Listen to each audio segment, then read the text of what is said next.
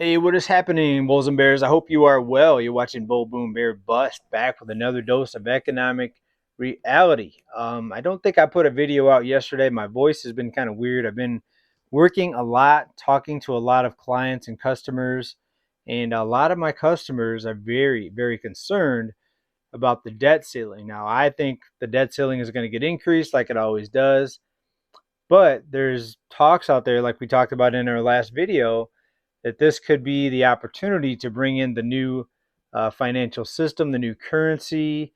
It would be the perfect time to do it when everyone's panicking. And honestly, there's so many retired people living paycheck to paycheck. If the Social Security checks stop going out, um, tens of millions of people won't make it, and that's the sad truth. They're living paycheck to paycheck. We know that from the surveys that we talk about here on this channel that's put out through the news. And I see it every day at my job. I talk to customers that tell me that they're living one paycheck to the next. And, I work in finance, so I get to hear it firsthand from these people. So I definitely, agree that this is a serious thing if these checks don't go out. Millions of people, tens of millions of people, uh, won't be able to make it very long, without these checks. These are a lifeline. And, it's pretty scary to some people that we even have to negotiate in the debt ceiling. So this is going to be a way, I think, for people to say debt ceiling bad. Debt ceiling bad. Let's go ahead and get rid of the debt ceiling. Let's bring in this new digital currency where there's no limitations. There's no. They'd also have to change how everything is done as far as the process, the political process, and that could be the next phase of what we're going to see here in this economy here. But let's get into some recent news here and kind of go over some things that I think are pretty important. Fox Business: the housing recession is not over yet. Well, actually, I think it's just beginning. Mortgage rates now near 7% once again. The average person was priced out of the housing market even before mortgage rates went up. Sure, they were able to borrow money, but the mortgage debt, the amount of the debt, the way that the debt has been increasing, is just massive. And it's no secret that near the top or near the end of these housing bubbles, that the debt just climbs exponentially. And for anyone thinking that the housing recession's over, people saw a slight uptick in many of the cities in the first quarter here of this year, and people started talking about the housing recession being over. Not by a long shot. I think it's just getting started. It's kind of funny to see articles about the housing recession may be over.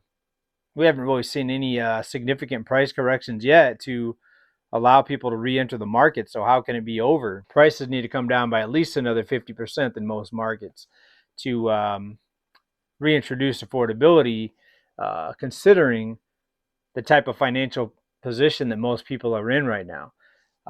Here's where home prices fell the most here. This is according to Redfin. First of all, nationwide, home prices saw their steepest annual decline in more than 10 years, falling by about $18,000. That's the month of April. The report out of Redfin, the largest drops were in California and also in Boise, Idaho, and Austin, Texas. Of course, everyone here knew that those were going to be the biggest falling cities, and especially here in California. But Boise was amazing. How many people moved up to Boise, especially from California? And what goes up the fastest comes down the hardest. And in this case, Boise's one of the worst hit areas. The big thing though is lack of inventory. People are really surprised that more sellers are not putting their home on the market. Well, here's something that's a lot different than 2008. In 2008, a lot of people put their house on the market because renting was so much cheaper. When you can rent a place of a similar size for half the price as what your mortgage payment is, that's very motivating to home sellers, right? But now rents are so astronomical that you sell your home and you're going to be paying almost as much in rent as you were paying on your mortgage, which sounds crazy because home prices are so high. But rents have really not come down enough to entice homeowners to go ahead and sell and then go ahead and rent.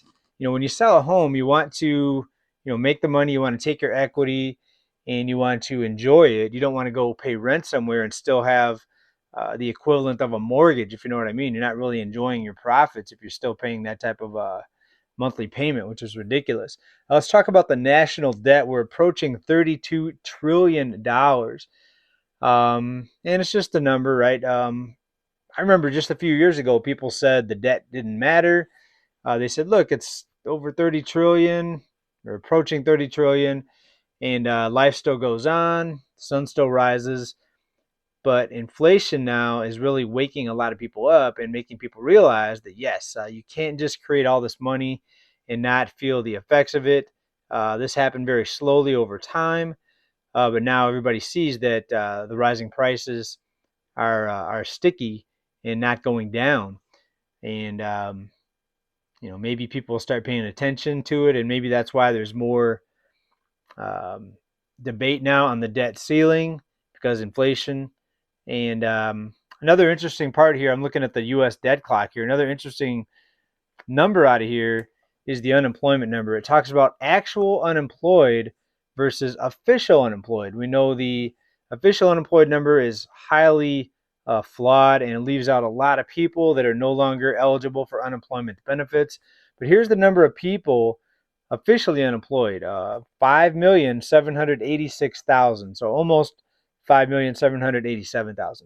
But the actual number of people not working, working aged people, is 11,209,000. So the real number is almost double the fake number.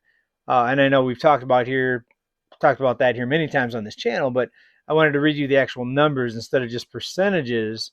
The actual numbers in millions. I thought it was pretty interesting. Here's something that I like to remind people from time to time. It seems like you can never really own your home.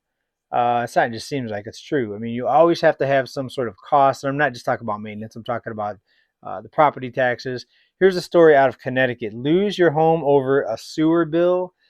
State lawmakers are looking to curb foreclosures. This is in Connecticut. Could you lose your home for unpaid sewer bills? It happens to hundreds of Connecticut homeowners each year, sometimes just over a few $100s. You could lose your home over an unpaid maintenance bill. There's something called is it a mechanics lien? You could lose it over HOA fees. You could lose it over unpaid utilities in some areas. It's crazy. Of course, taxes, everybody knows that. I remember when I was younger, I used to think, I'm going to buy a house, pay it off, and retire because I'll have a place to live and I don't have to pay anything. And, maybe I'll pay a little bit for maintenance and upkeep and, utilities, but, you never think about all these different ways you could lose your home. So is it really ever your home if you could just lose it through one of these mechanisms? PacWest Bank Corp sells their book of real estate loans to Kennedy Wilson Unit. So we have investors out there scooping up these bundles of loans from these basically failed banks, or banks that are in deep trouble, if not failed already. And you have to wonder, what kind of investment are these investors getting? Mortgages that were issued at rates that are half of what they are right now. Now, back to the debt ceiling for just a minute. I've seen so many articles. I've been seeing so many articles about the debt ceiling, more than in the past. The debt ceiling comes up every couple years. The debate: will it get raised? Won't it get raised? But now something seems odd. I mean, Janet Yellen's out there, it seems like every couple days, warning about the debt ceiling, more than in the past. So it makes me think that something bigger might be going on here. Janet Yellen says low odds of U.S. paying all its bills past mid-June without a debt ceiling deal. I really don't think that they're going to let this not go up. I know I talked about that earlier, but I'll think about this. I mean, tens of millions of people are going to be starving, especially retired people. You really think that the powers that be want this to happen on their watch, when they're going to get the blame for it, right? So even if it's not their fault, the ones that are in control right now, the ones that are in power, are going to get the blame for it. So I don't think they're going to let that happen. But I'm not saying don't prepare. Prepare for the worst. Stock up on canned goods, have some money out of the bank, have security, have, safety mechanisms. have all those things. I'm not saying not to prepare, because black swans jump out anytime. If it's not the debt ceiling, it could be something else. It could be World War III on our doorstep. Who knows? U.S. bank deposits fell for a third week. Remember, they ticked up a little bit, and the theory behind that was people got their tax returns in April, but now the last 3 weeks, bank deposits have been dropping once again. People are still pulling their money out of these banks, in many cases going towards money markets, or just keeping them at the bank of the mattress at home because they don't trust the financial institutions. And I personally, like my small bank, my credit union, California Coast Credit Union. But you have to think about, if you are keeping money in the bank, you have to put it in a too big to fail bank if you really want to be secure. And it's sad that it has to be that way, but that's what the powers that be have turned this into. The too big to fail banks are, guaranteed to always be bailed out. So are you safer in a too big to fail bank? Please let me know what you think down in the comments. Are you taking your money out of your small or local or regional bank and going to a too big to fail? Are you keeping it out of the system? Are you putting it maybe in precious metals? Please let me know what you think down in the comments. But I'm really starting to think about doing it. I'm not a big fan of the too big to fail banks, but I'm also not a fan of a bank failing and then Janet Yellen and the crew there decides not to reimburse the depositors at the smaller and regional banks. It's definitely likely, and that's not me saying that. That's their own words. Yellen came out there and said herself and the FDIC have to come together with the Treasury and the Fed and convene to discuss if the banks and the depositors at these banks are going to be worth saving. Crazy times, folks. What are you doing with your money? Please let me know down in the comments. Thanks, everybody, for being here.